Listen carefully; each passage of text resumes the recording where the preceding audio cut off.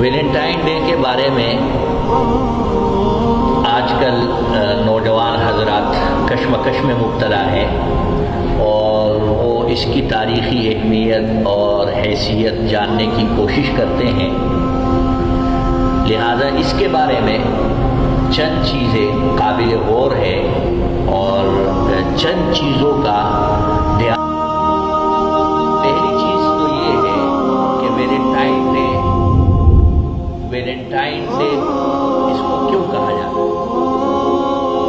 Saint Valentine نامی ایک یہودی پادری ہے جو آج سے 1700 سال پہلے دنیا سے گزر چکا ہے.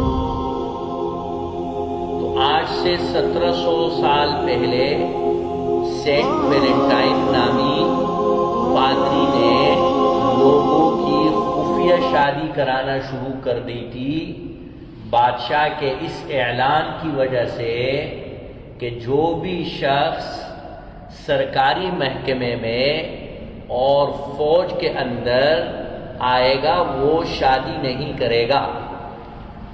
لہذا سینٹ ویلنٹائن نے لوگوں کی خفیہ شادی کرانا شروع کی.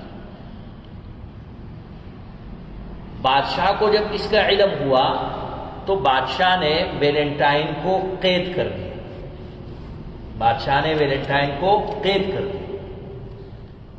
ویلنٹائن قید میں رہا اور پھر 14 فروری کو ویلنٹائن کو تختہ ڈار پر لٹکایا گیا،